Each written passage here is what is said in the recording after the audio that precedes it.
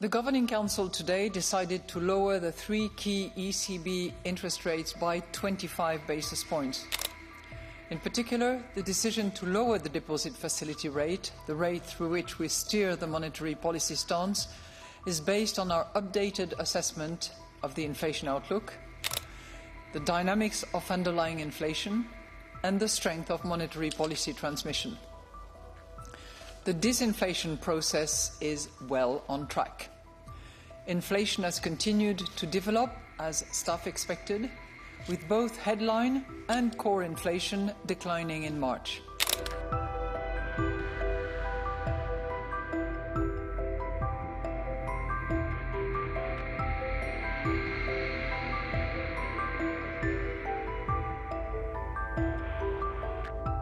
The Governing Council today decided to lower the three key ECB interest rates by 25 basis points.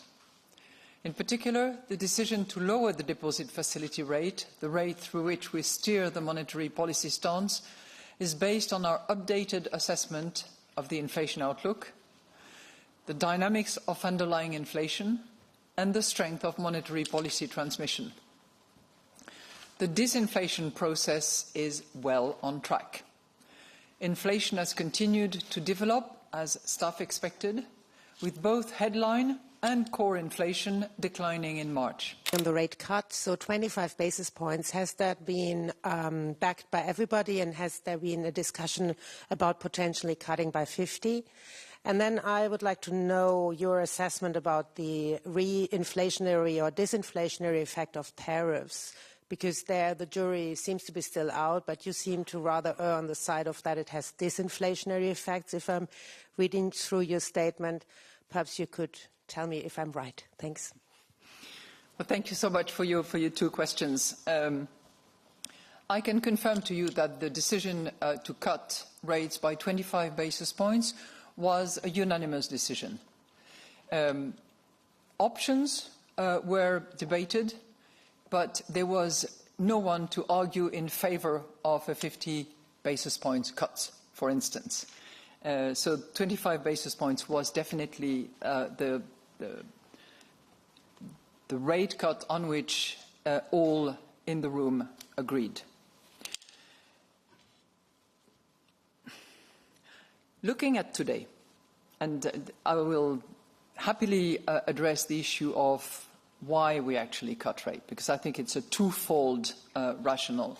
But looking at today and the tariffs debate that is going on, as well as the tariff impact that is actually happening, we know that it's a negative demand shock.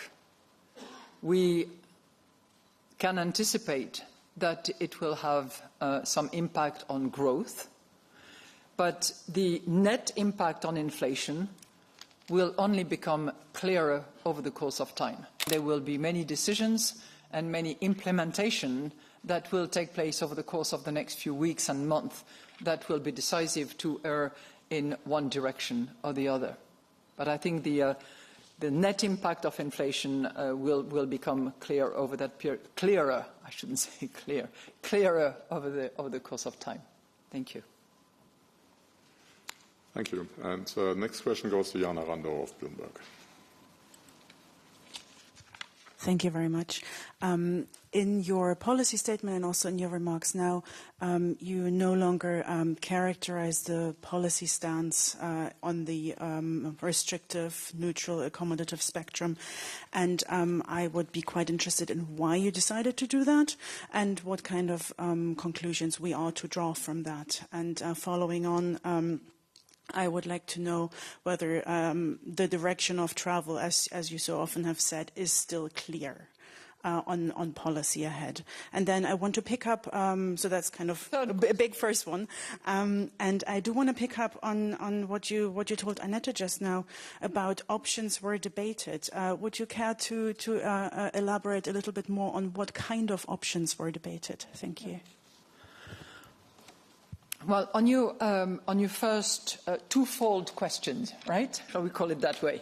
So, your first question, I think, is very relevant, because we did remove from the monetary policy statement a sentence that referred to the restrictiveness, and in particular, as lately qualified, the meaningfully restrictiveness or not. And, while that assessment of the restrictiveness was meaningful or made sense to the extent that we were very far away from destination, it is meaningless at this point in time. Meaningless because assessing restrictiveness relies heavily on the comparison between the policy rates and the neutral rate. And I think I had the opportunity in front of this esteemed group to give you my views, and I think the views that are shared by many of us on the Governing Council concerning the neutral rate. Our view, my view certainly, is that the neutral rate, apart from the measurements issues associated with it, is a concept that works for a shock-free world. That's how it is described. And anybody in this room who thinks that we are in a shock-free world, would I suggest maybe raise their hands or have their head examined? Either way. But we are not in a shock-free world, that's for sure. So that assessment of the restrictiveness is not operative anymore. And what we need to do is to determine the appropriate monetary policy stance that will actually take us to our destination. And I will not comment on the direction of travel. I will comment on the destination. That, as you know, is our 2% target in a sustained manner. I think given the cloud of uncertainty that we have, the multiple decisions that are expected, or lack of it, in the next few weeks and months, our stance will have to be determined by two key attributes. And the first one is readiness. We must be attentive to all the developments, and in particular the development of those new shocks, and be able to make the appropriate determination. And that's the first one. The second one is agility. Given the speed at which we see development, the impact they have, the spillovers that we can analyze, it's not going to be a question of rushing to a particular stance, but it will be a question of agility in the face of what we are seeing.